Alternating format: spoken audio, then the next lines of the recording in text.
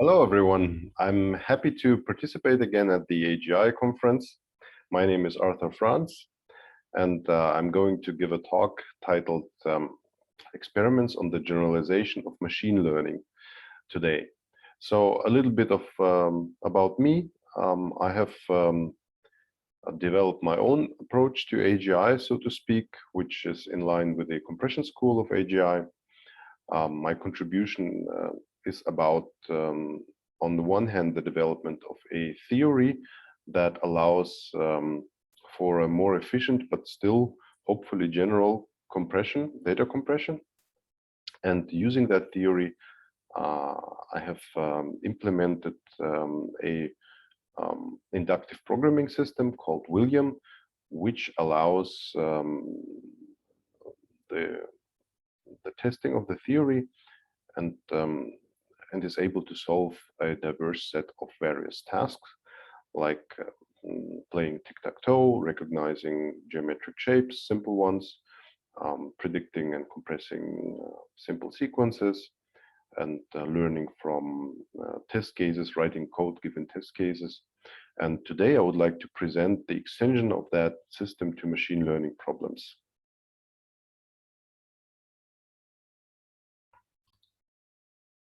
First, I will tell you about the theory, a short summary, and then we'll dive into the way how William works exemplified on various machine learning tasks. So the way the incremental compression theory works is that you have a binary string that can represent any type of data, and you want to find a function that maps that it constitutes a short description of that string and can generate that string.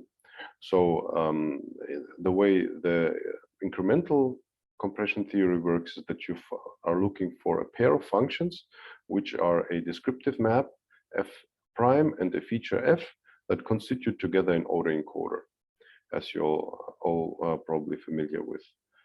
And so the f prime maps the string x to a residual r, which is required to be at least a little bit shorter than x, and f maps it back to x and reconstructs the data, so to speak. And the theory shows that if the feature f is selected to be the shortest one, making that possible, then we have certain nice properties. And we can speak about the length of functions in the sense that computable functions are Turing machines, and they can be mapped to integers, and though they can in turn be mapped to finite strings, and therefore we can speak about the lengths. So, and one of the properties, one of the many results that we have derived in that theory is that the shortest description of a string, the Kolmogorov complexity of that string, can be decomposed as a sum of the lengths of the shortest features plus some residual. So the way it works, you find that autoencoder, compress the string a little bit, and then find a new autoencoder, compress it more and more until you cannot compress it anymore. And you're left with some overhead as well, of which we'll speak at the end. So, and another property is that if the string is compressible by a constant, a fixed constant, then the shortest features are also bound by a constant that lays the foundation for the hope, let's say, that we can actually find those short features by exhaustive search or by some other search. The way William works is in the following way. We don't, of course, work with binary strings. We have all sorts of data types, integers, strings, and arrays, and lists, and so on. And those data types can live inside nodes, which are called value nodes, and they're connected by operator nodes. So the whole representation is a bipartite directed acyclic hypergraph. Hypergraph is because inside of the operator nodes there can be graphs again, but this is not important for this talk. So And so you have a set of primitive operators given on the right as an example. And from those, the system can construct various graphs. Let's exemplify how William works in the example of outlier detection. So suppose you have got a list given of chars where all are the char A, but in the middle there's somewhere the char B. So it's an outlier. So additionally, you have the number 1 given that he's allowed to use, and then he has a set of operators that he can apply. And these different data types, I have provided them with a fixed binary encoding. So I can any data type or any data can be mapped to a binary string, and the length of which can be computed. And in this case, it has the length of 251, the total length here.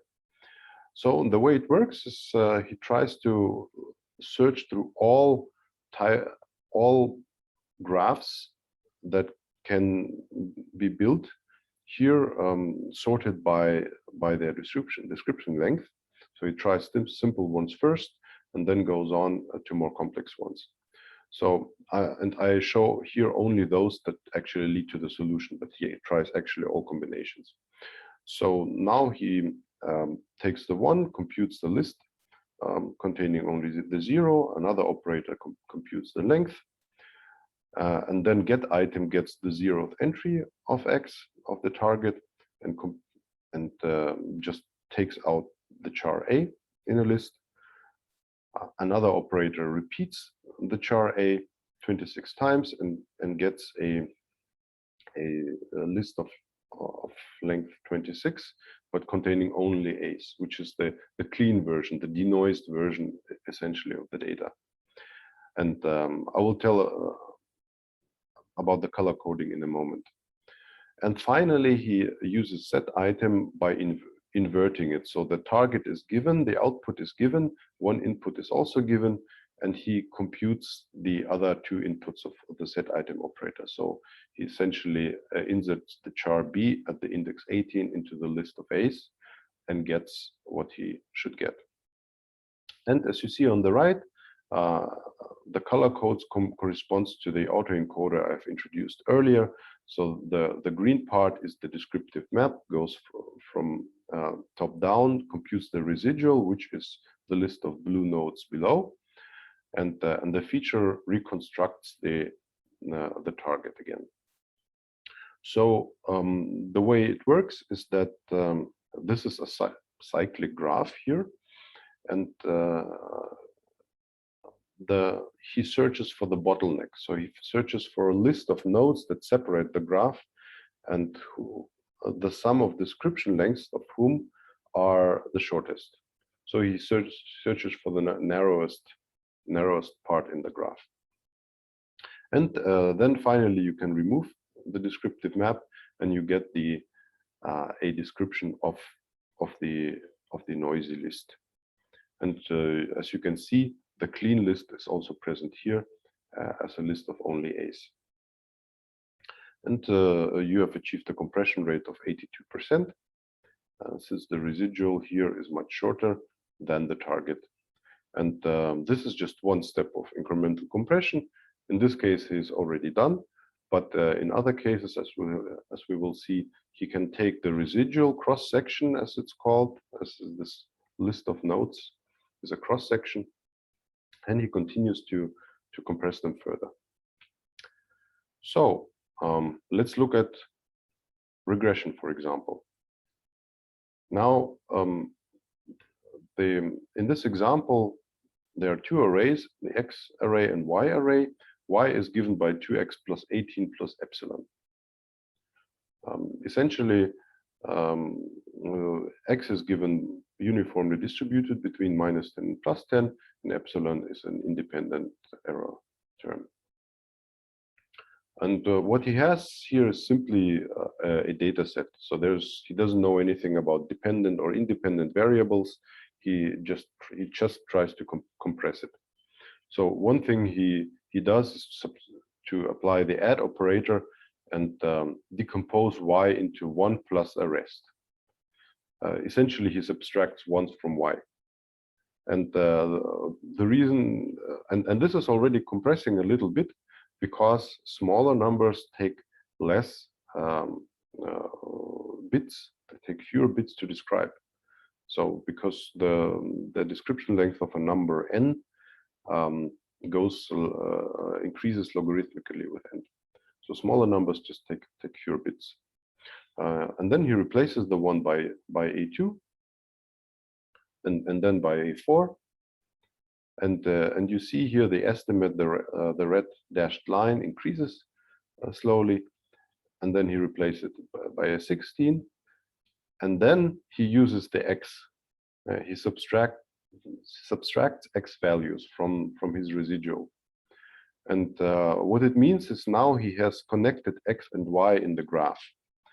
And that helps compressing, of course, because now he doesn't have to describe x and y separately. He can describe x and then compute y using this error that has remained here. And as the next step, he subtracts x again. And essentially, you have a noise plus 2x. X prime is a version of x. And noise plus 2x plus 17 is y. And as you see from the dashed line, he's already almost perfect. And as a last step, he replaces 17 by an 18 by adding again 1. And he gets that, and he gets a perfect fit. As you see, he has reconstructed the regression expression 2x plus 18 by incremental compression. Without knowing anything about regression, without specifying any objective functions, there are no least squares or something like that. The only target, the only objective function is actually the final description length of the data. So let's look at classification. Here I have to tell you something about the way discrete arrays are represented. For example, Boolean arrays, usually you would need 1 bit in order to encode true or false. So for every entry, you would need 1 bit. But if the number of true entries is much fewer than the number of false entries, you can represent a Boolean array as an index of a particular permutation of truths and falses. And if the number of truths is really lower than the falses, then you will get a much lower description length. Essentially, if in the extreme case, if you have only 1 true value, you can just specify its index, and you get a logarithmic description length. That's the reason why it's advantageous. And what you have is here a data set of x values distributed like here, and the class here in another array of truths and falses is color coded here by the 2 colors. And you see already if x is smaller than 5, then one class should be selected. If it's larger than 5, then the other one. Let's see what William does with that task. William again subtracts 1 because centralizing data is just compressing, which is again one pre-processing step that often occurs in machine learning. And then he can subtract 2 again, and subtract 4, and you see the histogram is already more or less centralized. And in the final step, he subtracts 1. So essentially, that's this limit here, and computes a prediction of truths and falses. And then he applies a XOR operator to compute the prediction error by inverting this XOR operator. And essentially, the prediction error is only true where the actual class and the prediction differ. So in that sense, you can look at it as an error. And he selects that description because doing it in this way reduces the description length of the prediction error. If you have few errors, then it means you have few true values in the array. That means that this permutation index description is low, and then you have compressed. That's how it works. And finally, I would like to show you a decision tree example, which is quite similar. You have this classic example of three colors, setosa, three flowers, sorry, setosa, versicolor, and virginica. And their petal width is distributed like is shown in the histogram here. And you have again the target data consisting of an array of chars. S denotes setosa, C denotes versicolor, and V denotes virginica. C is not seen here in this shortcut representation. And the petal width is here the second array. And what he does here is, you see already here the solution. He subtracts one and gets a Boolean array. An insert is an operator that can be inverted to yield two arrays. This array is only contains those values on the left of the one, and the second array is all the values on the right. So, and again, since on the left there are only setosa elements, you have an array consisting only of the char S, and the permutation index description yields that this has a very low descriptor length, because it's very easy to describe an array consisting of the same element. And that's why he chooses to go in this path during compression. So as you see, by splitting the data as the at the threshold 1, he has compressed it and split it into two data sets, where in one data set there are only the setosa flowers, and in the other one the rest. And that's what the decision tree does, the decision tree classifier. And finally, he can continue then to split the versicolor and Virginia data further in the same way. As you see, no Gini coefficient is necessary here whatsoever. It's everywhere the same objective function for every one of these machine learning tasks. So, in conclusion, we have seen that machine learning can be seen as a special case of the general data compression, very much in line of the minimum description length principle, which is here exemplified by a general algorithm that can solve simple versions of all those machine learning tasks. And the same algorithm can also predict simple sequences, as I have mentioned, recognize geometric shapes, write code based on test cases, and play tic-tac-toe. So that's what we have achieved. And of course, you will have in mind what are the limitations. Can this be scaled up? And the answer is I don't know, but whether it can be scaled up, I hope so, of course. But currently, the limitations are the following. One is the accumulation of description overhead. So one problem you have is, for example, one line can be described by two endpoints, right? Which would be optimal. But you can also describe it by many sections of lines, or by many lines that are just attached to each other. So you have many endpoints. This is also compressing, but not optimally.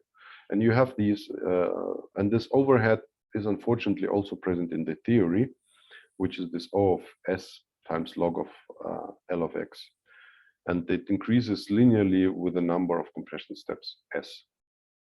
And I have to find a way to combat that. I think I do have already a good idea to do that, and it works more or less, but it's still there's still some work to do. And another drawback is that there is no search for alternative descriptions. So what the theory allows it, or what the theory guarantees, that is, you find some short description, but it does not guarantee that you find all short descriptions, or even not even two short descriptions. And the question is how to deal with that problem. So there's a lack of theory here that we have to deal with. And sometimes during when you want to describe the world, you want to switch perspective, so to speak. And so you have to solve that. And another thing is that even though the shortest features are for practical problems bounded by a constant, which is not a large constant, but still it is quite cumbersome to search for autoencoders exhaustively, as I have told. And another limitation is the lack of memory. So it would be good if he has found some descriptions, some subgraphs that are useful, and that he reuses them. And this is currently also work in progress. And I hope I can present something next time. So in conclusion, we have made progress in this compression school based top-down approach to AGI, where the roots go back to Solomonov induction and AIXI and the theory of universal intelligence. We've continued that work with the theory of incremental compression and made practical progress that I have presented here. So, having said that, I would like to conclude with Marvin Minsky's words in his final public appearance in 2014. Everybody should learn all about algorithmic information theory and spend the rest of their lives working on it, which he said half jokingly. And well, I've taken it seriously. All right, thank you for your attention.